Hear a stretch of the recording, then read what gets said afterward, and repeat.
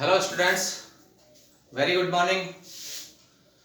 आज की अपन जो बात करेंगे क्लास की, उसमें जिन बच्चों ने अभी 10वीं पास करके 11th क्लास में आए हैं और साइंस लेने के बारे में जो विचार किया है, साइंस सब्जेक्ट के बारे में, सब्जेक्ट कैसे बनता है, क्या क्या सब्जेक्ट हमें पढ़ने हैं और कितना इजी हमारा सब्जेक्ट होता है, इसके बारे में हमें बात करनी है, एक आवश्यक रूप से चर्चा करनी है। उसी पे आप खुद देखेंगे कि साइंस बहुत सिस्टमेटिक और बहुत आसान सब्जेक्ट है। जिन स्टूडेंट्स ने साइंस को चुना है वो बहुत राइट डायरेक्शन में जा रहे हैं। और किस तरह से साइंस इजी है, किस तरह से साइंस को समझना चाहिए, मैं प्रैक्टिकली एग्जांपल्स के द्वारा अपने से बात करूंगा आज आपसे। 10वीं के अंदर आपके चाहे कितने भी परसेंट बने हो, वो परसेंटेज कोई मैटर नहीं करेगा, वो किसी काम नहीं आने हैं। अपने को ये ध्यान रखना है कि अब हमारा जो फोकस है वो कैसे होना चाहिए, ठीक है। अब इसके अंदर अब देखिए, आप लोगों के पास में जैसे ही आपने 10वीं पास करके साइंस सब्जेक्ट आपने चूज किया है, उसके अंदर आपके पास में सब्जेक्ट आए होंगे, केमिस्ट्री क्या है, फिजिक्स क्या है, मैथमेटिक्स या बायोलॉजी जो आपने लिया है, उनमें से एक सब्जेक्ट तो आपका चॉइस का रहा मैथ या बायो, लेकिन इसके अलावा केमिस्ट्री और फिजिक्स जैसे इंपॉर्टेंट सब्जेक्ट आपके साथ में रहेंगे, दोनों सब्जेक्ट रहेंगे। इनके बारे में अगर अपन बात करें कि मुश्किल सब्जेक्ट होंगे, पता नहीं किस तरह से पढ़ना पड़ेगा, ये सब बातें एक स्टूडेंट्स के मन में एक शंकाएं होती है। गार्जियंस को भी लगता होगा कि मुश्किल सब्जेक्ट है, क्या पता मेरा बच्चा कर पाएगा या नहीं कर पाएगा। तो ध्यान दीजिए, बेसिक इंट्रोडक्शन किस टाइप से हमारे सब्जेक्ट का हो सकता है। जैसे फॉर एग्जांपल मान लीजिए हम चाय पी रहे हैं, मैं प्रैक्टिकल एग्जांपल से बताऊं आपको। ये मेरे पास के अंदर चाय का ग्लास आपको दिख रहा है। अब मान लीजिए हमारे पास में ये टी टेबल पर ग्लास रखा हुआ है, इसके अंदर आपने अभी इसको पिया नहीं है, सिर्फ अपन ने देखा है इसको। आप इसको देख करके ये पता लगा लेते हो कि इसके अंदर चाय है, दूध है, कॉफी है, पानी है, शरबत है, शिकंजी है, कोल्ड ड्रिंक्स है, क्या है। आप अगर इसके बारे में सिर्फ देख के पता लगा लेते हैं, तो ये देख के पता लगा लेते हैं ये चाय है, ठीक है। दूसरी बात, क्या मैं आपसे ऐसा पूछूं कि इसको आप कभी पीना नहीं है और बिना पिए आप इसको पता लगा लेते हो कि ये गर्म है या ठंडा है, तो बिल्कुल आप इसको छू करके पता लगा लीजिए। ध्यान रखिए, अभी पीना नहीं है, आप इसको छू के पता लगा लेते हैं इसको गर्म है या ठंडा है, यानी इसके टेम्परेचर का भी हम पता लगा सकते हैं। मेरा अगला सवाल आपसे ये रहेगा, क्या आप ये पता लगा लेंगे कि ये चाय मीठी है या फीकी है, या मान लीजिए कोई और द्रव होता तो मीठा है, फीका है, कड़वा है, खट्टा है, उसका कैसा टेस्ट है, ये पता लगा सकते हैं? नहीं, उसके लिए हमें टेस्ट करना पड़ेगा। बस वहीं पर आपके आंसर आ गए। जिस अवस्था के बारे में आप उसको देख करके या छू करके पता लगा लेते हो, वो किसी भी पदार्थ की भौतिक अवस्था होती है, और उसके बारे में वो फिजिकल स्टेट, और इस फिजिकल स्टेट के बारे में हम डीपली जो स्टडी करेंगे, ज्यादा उसके बारे में जानकारी प्राप्त करेंगे, उस पूरे के पूरे सब्जेक्ट का आपके नाम हो जाता है फिजिक्स,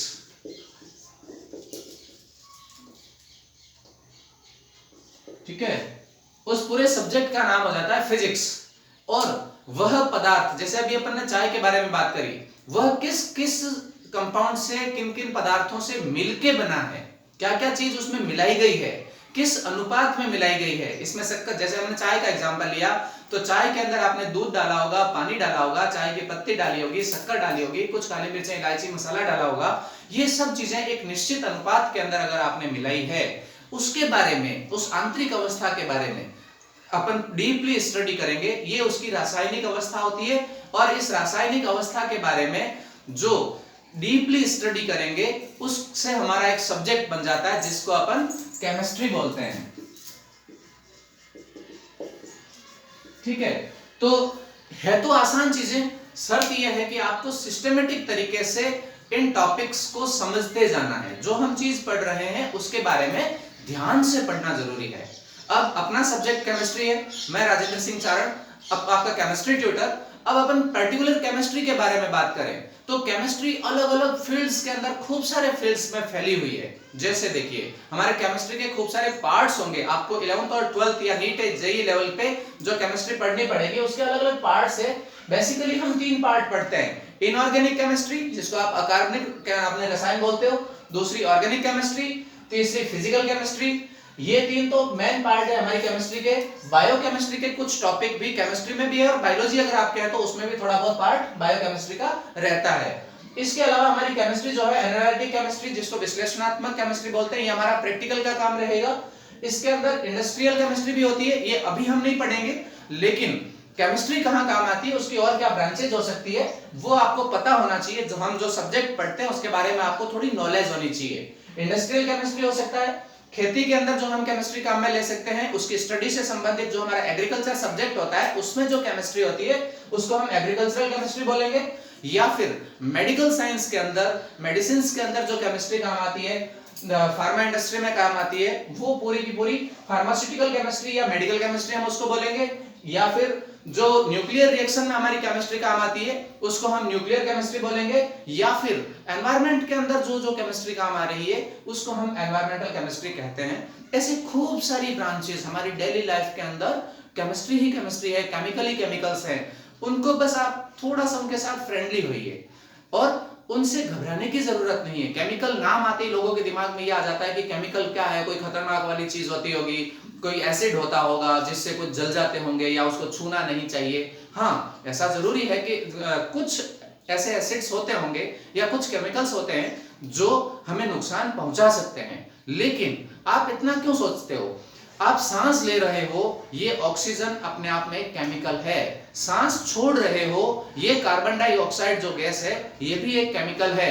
हमारी बॉडी के अंदर प्रोटीन, कार्बोहाइड्रेट्स, वसा, ऐसे खूब सारे कंपाउंड्स है जो सारे सारे केमिकल है। अलग अलग तत्व है। आपके जो दांत है ये कैल्शियम के बने हुए होंगे, आपकी हड्डियों के अंदर कैल्शियम होता है, हमारी बॉडी के अंदर लोहे की मात्रा, हमारे खून के अंदर जो आयरन होता है उसकी मात्रा होती है। इस टाइप से अपने बॉडी के अंदर खूब सारे केमिकल है। हमारे आसपास में, हमारे घर, आप जो कोई परफ्यूम लगाते हो, खुशबू आती है, वो आपका केमिकल है। आपका पानी H2O जो पीना आपके लिए जरूरी होता है, वो दूध, सब्जी, रोटी, आटा, सब कुछ जो भी चीज हम महसूस करते हैं, खाते हैं, पीते हैं, देखते हैं, वो सब कुछ केमिस्ट्री है, रसायन है। उसकी बाहर की अवस्था की स्टडी करना फिजिक्स हो जाएगी और उसके अंदर की अवस्था की स्टडी करना केमिस्ट्री हो जाएगी। ठीक है, अब अपन केमिस्ट्री के इंट्रोडक्शन के अंदर हमारा जो 11th क्लास का फर्स्ट चैप्टर होता है उसका नाम है बेसिक कंसेप्ट ऑफ केमिस्ट्री। तो केमिस्ट्री के बेसिक कंसेप्ट के अंदर अगर अपन बात करें तो देखिए मैंने एक चार्ट बना रखा है। मेन चीज होती है मैटर, द्रव्य। द्रव्य के आप 2-3 नाम लिख सकते हो। आप इसको हिंदी के अंदर पदार्थ बोल सकते हैं, आप इसको यौगिक बोल सकते हैं, आप इसको द्रव्य बोल सकते हैं। ध्यान रखिए, एक शब्द होता है द्रव। ये द्रव तो एक अवस्था होती है, ठोस, द्रव, गैस, जो लिक्विड है वो। लेकिन द्रव्य का मतलब होता है मैटर। इस मैटर को हम 2 टाइप से क्लासिफाइड, मैटर तो कुछ भी हो सकता है, उसको हम 2 टाइप से क्लासिफाइड करते हैं। एक तो होता है मिक्सर, जिसके अंदर रैंडमली कोई चीज मिलाई जा सकती है। एक होता है प्योर कंपाउंड। अब प्योर कंपाउंड के अंदर क्या क्या चीजें होती है, देखिए, अगर एक ही टाइप के परमाणु से या एक ही परमाणु से कोई चीज बनी है तो उसको हम एलिमेंट या तत्व बोलते हैं। और इन तत्वों को अगर आप निश्चित अनुपात में मिला देते हो तो उससे कंपाउंड बन जाता है। जैसे देखिए, मैं दोनों एग्जांपल से समझा देता हूं आपको। आप हाइड्रोजन के 2 परमाणु एक साथ ले लेते हो तो आप उसको H2 बोल देते हो। तो हाइड्रोजन क्या है? H एक तत्व है। ऑक्सीजन के 2 परमाणुओं को आप एक साथ कर देते हो और O2 गैस के रूप में मिलता है। ये ऑक्सीजन अपने आप में O क्या है? एक एलिमेंट है, एक तत्व है। लेकिन आप एक निश्चित अनुपात में, यानी 2:1 के अंदर अगर आप हाइड्रोजन और ऑक्सीजन को मिला देते हो तो वो पानी बना लेता है, जल बन जाता है। तो ये अपने आप में क्या हो गया? एक कंपाउंड हो गया, जिसमें शर्त यह है कि निश्चित अनुपात के अंदर कुछ तत्व आपस में मिलेंगे जिससे आपके कंपाउंड्स यानी यौगिक बन जाएंगे, जिसको आप पदार्थ भी बोल सकते हो।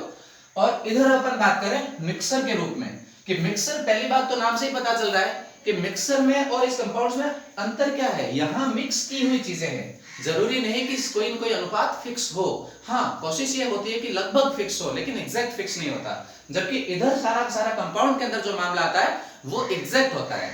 अब देखिए, मिक्सर के अंदर फिर हमारे पास में 2 चीज आती है। एक तो होता है होमोजेनस, यानी कि हिंदी में अपन बोलेंगे समांगी मिश्रण, और हेट्रोजेनस यानी कि विषमांगी मिश्रण।